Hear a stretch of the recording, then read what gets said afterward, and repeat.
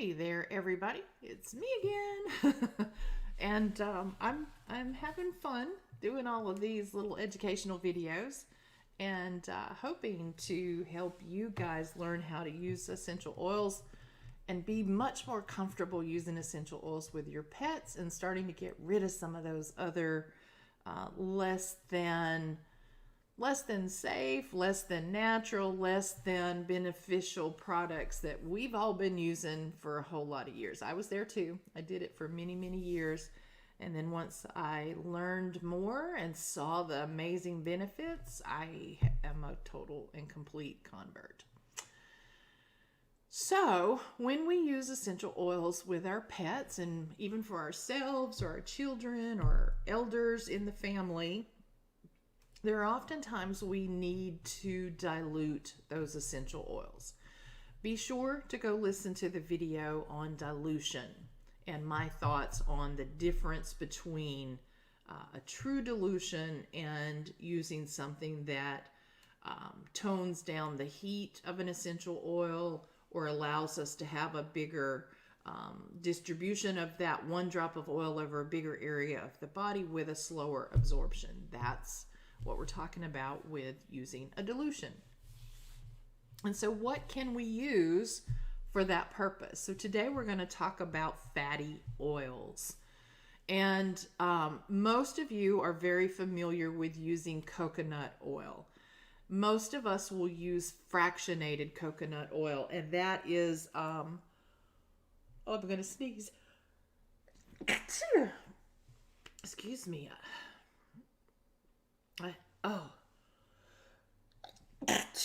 Excuse me. Now the big question is, do I start this video over or leave the sneezing in there?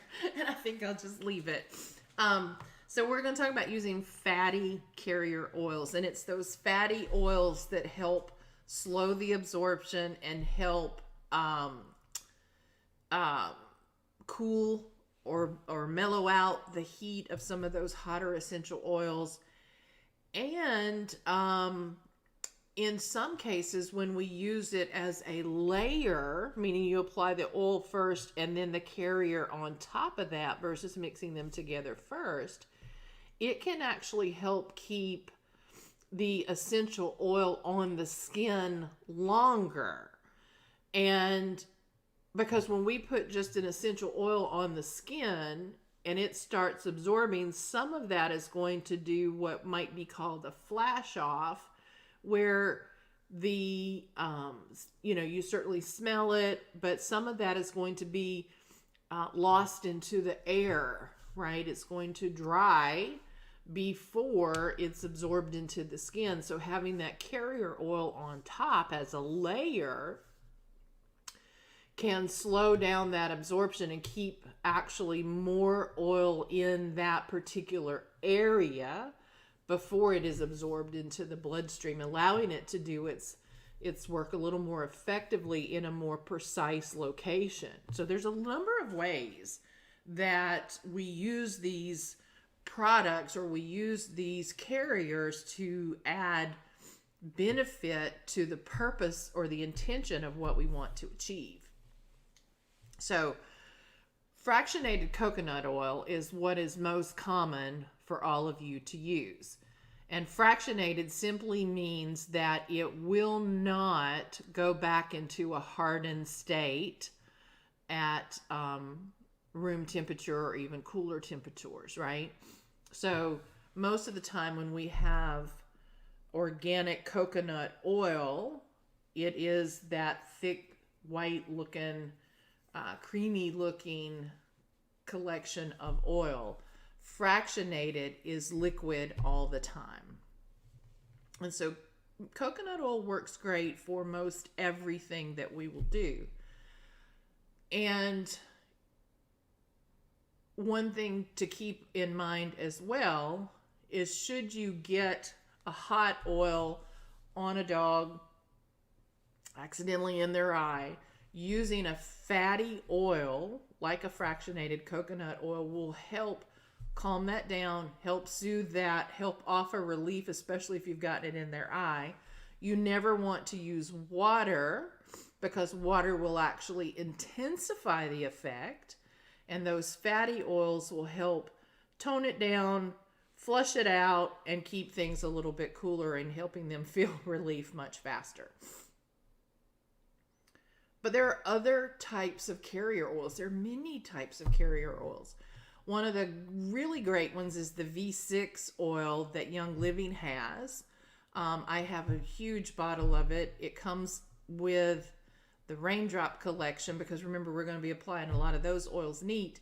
But the V6 is a variety of 6 different vegetable oils to create a really wonderful carrier to use anytime that we need it.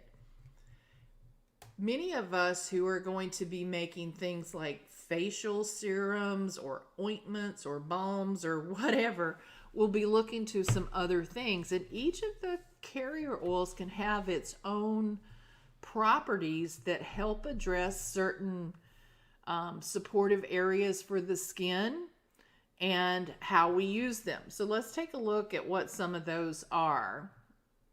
We have grapeseed oil, which is balancing, toning, good for the smoothing the skin and good for blemishes on the skin. Now, some of you are probably saying, grapes and my dog, grapeseed oil is not the same thing. We're not giving your dog grapes. And this would be okay to use if we need it. So grapeseed oil works really good in some of the roller balls that we will want to create. And if you're using it for some of your facial serums or for some of the supportive ointments or lotions that we might need to create for our pet. Rose hip seed oil, also very nourishing to the skin. So a lot of women will use it in their facial creams or their facial serums that they're making. Sweet almond oil, also good for the skin to balance tone and color. So do we need that for our pet? Not so much, right? And so, but it is available. So if that's what you have, use it, right? I mean, there's not any sort of real right or wrong in most cases. Carrot seed oil, which is not the same thing as carrot essential oil, is really also helpful for skin, but it brings in antioxidant properties, which is really helpful, right? So there may be a time, depending on what you're working on for your pet, that would be a consideration. You'll hear a lot of people talk about jojoba oil, which is technically a wax. And so I tend to stay away from jojoba oil with my pet. Now, many of you might want to use it for yourself. It's very thick. It really helps with dry skin, and it really helps nourish the tissues of our skin. But it can clog the pores, and it is not safe to ingest because it is a wax. So if you were going to be using it on your dog, you would have to find a use for it in a place that they could not lick it off. And so were they to lick off coconut oil or carrot seed oil or the others that we've mentioned, it's not going to be a great big deal. But I would not use that on my pet. And then you'll also hear talking about the black castor oil or Jamaican black castor oil. Also good for the skin. Many women use it for stretch marks, that sort of thing. Use it for eye serums, hair serums, and it is not the same as your typical castor oil. And I don't know about you, but when I was little, my grandmother made us drink lots of castor oil when we weren't feeling good. So it's not the same thing as that. But the point is, each of these have some properties that are really effective to the skin and maybe introduced to you in some of the serums that you're using or some of the recipes that you'll see. as you're using essential oils for yourself. And then the big question I get is, well, can I use this same carrier for my pet? And with the exception of the jojoba oil, yeah, most likely you can. Okay. What I do sometimes as well when I'm making a like a outdoor spray, or I'm making a spray for after a surgical procedure, right? The skin's involved in all of that, right? And we need to keep it soothed and nourished and comforted.